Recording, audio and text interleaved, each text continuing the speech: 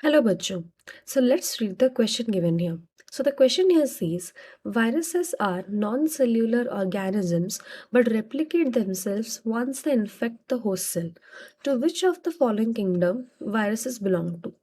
कि इन चारों किंगडम में से या फिर ये जो तीन किंगडम हमको दिए गए हैं, क्योंकि चौथा ऑप्शन नॉन ऑफ दिस है, तो इन तीनों किंगडम में से वायरस किसको बिलोंग करता है? तो पहले अगर हम देखें तो वायरसेस, तो पहले हम देखेंगे कि इस क्वेश्चन का हमारे पास की कॉन्सेप्ट क्या होगा। तो इस क्वेश्चन का हमारे पास की कॉन्सेप्ट होगा क्लासिफिकेशन ऑफ वायरस, कि वायरस को जो है कौन से क्लासिफिकेशन में, कौन से किंगडम में उसको जगह मिला है। तो यहाँ पे अगर हम देखें कि वायरस जो होती है वो क्वेश्चन में ही मेंशन्ड है, यहाँ पे हमारा वायरस जो होती है वो नॉन सेल्यूलर होती है।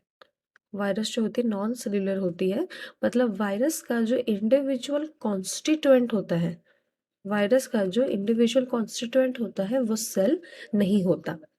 और एक दूसरी भी बात है कि वायरस जो है, हम वायरस को ट्रूली लिविंग नहीं बोल सकते। वायरस को हम ट्रूली लिविंग क्यों नहीं बोल सकते?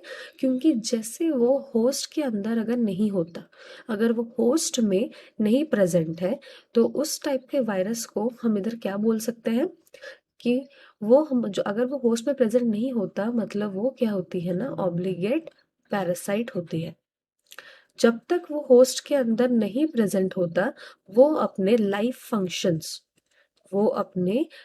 फंक्शंस को कैरी आउट नहीं कर पाएगा। तो अगर यहाँ पे हम देखें, हमारे पास जो तीनों किंगडम के नाम है, इन सबका जो मेन क्राइटेरिया है, इन तीनों किंगडम के बनने का मेन क्राइटेरिया क्या है कि सारे ऑर्गेनिजम्स जो है वो सेल्यूलर होने चाहिए। ये सारे ऑर्गेनिजम्स क्या होने चाहिए? सेल्यूलर ऑर्गेनिजम्स होने चाहिए। एंड ऊपर से ऊपर वो सब लोग ट्रूली लिविंग होने चाहिए। ऐसे नहीं कि वो सिर्फ होस्ट सेल के अंदर जाके लिविंग हो, लेकिन वो ट्रूली लिविंग होने चाहिए। और वायरस तो इतना हद तक बाहर नॉन लिविंग है कि हम उसको बाहर क्रिस्टलाइन भी कर सकते हैं। ये बहुत ही इम्पॉर्टेंट उसका नॉन लिविंग फीचर है कि हम उसको क्रिस्टलाइन कर सकते हैं बाहर। आउटसाइड द होस्ट सेल वो नॉन लिविंग होता है, इसलिए हम उसको क्रिस्टलाइन कर सकते हैं या फिर क्रिस्टलाइज कर सकते हैं। तो यहाँ पे हमको क्या पता चला कि वायरस इन लोगों में से कौन से ग्रुप में या फिर कौन सा किंगडम में प्रेजेंट है? It is none of this. Hope you understood it well. Best of luck.